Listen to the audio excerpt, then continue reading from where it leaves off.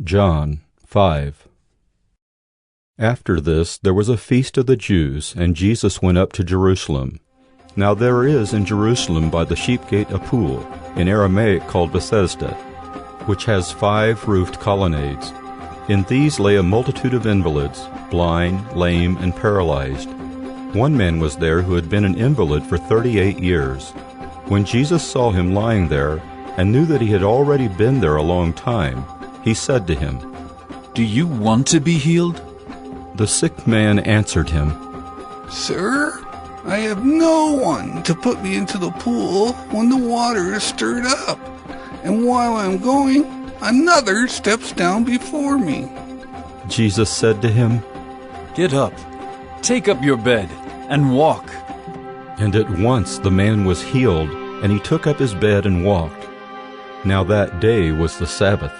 So the Jews said to the man who had been healed, "It is the Sabbath, and it is not lawful for you to take up your bed."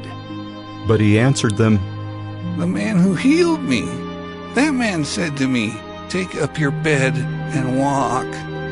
They asked him, "Who is the man who said to you, 'Take up your bed and walk'?" Now the man who had been healed did not know who it was, for Jesus had withdrawn, as there was a crowd in the place. Afterward Jesus found him in the temple and said to him, "See, you are well. Sin no more, that nothing worse may happen to you."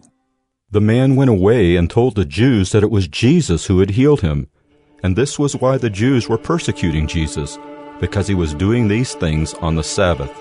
But Jesus answered them, "My Father is working until now, and I am working." This was why the Jews were seeking all the more to kill him, because not only was he breaking the Sabbath, but he was even calling God his own Father, making himself equal with God. So Jesus said to them, "Truly, truly I say to you, the Son can do nothing of his own accord, but only what he sees the Father doing. For whatever the Father does, that the Son does likewise. For the Father loves the Son, and shows him all that he himself is doing. And greater works than these will he show him, so that you may marvel. For as the Father raises the dead and gives them life, so also the Son gives life to whom he will. The Father judges no one, but has given all judgment to the Son, that all may honor the Son, just as they honor the Father. Whoever does not honor the Son does not honor the Father who sent him. Truly, truly I say to you, whoever hears my word and believes him who sent me has eternal life. He does not come into judgment, but has passed from death to life. Truly, truly I say to you, an hour is coming and is now here, when the dead will hear the voice of the Son of God, and those who hear will live. For as the Father has life in himself, so he has granted the Son also to have life in himself. And he has given him authority to execute judgment, because he is the Son of Man. Do not marvel at this, for an hour is coming when all who are in the tombs will hear his voice and come out, those who have done good to the resurrection of life, and those who have done evil to the resurrection of judgment. I can do nothing on my own. As I hear, I judge, and my judgment is just, because I seek not my own will, but the will of him who sent me. If I alone bear witness about myself, my testimony is not deemed true.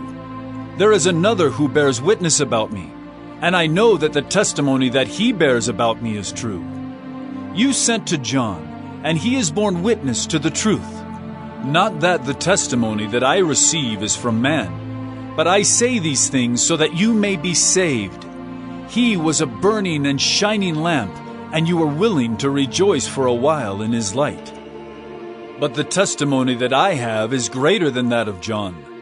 For the works that the Father has given me to accomplish, the very works that I am doing, bear witness about me, that the Father has sent me. And the Father who sent me has himself borne witness about me. His voice you have never heard, his form you have never seen, and you do not have his word abiding in you, for you do not believe the one whom he has sent. You search the Scriptures because you think that in them you have eternal life. and it is they that bear witness about me. Yet you refuse to come to me, that you may have life. I do not receive glory from people, but I know that you do not have the love of God within you. I have come in my Father's name, and you do not receive me. If another comes in his own name, you will receive him. How can you believe when you receive glory from one another and do not seek the glory that comes from the only God? Do not think that I will accuse you to the Father. There is one who accuses you, Moses, on whom you have set your hope. For if you believed Moses, you would believe me, for he wrote of me. But if you do not believe his writings, how will you believe my words?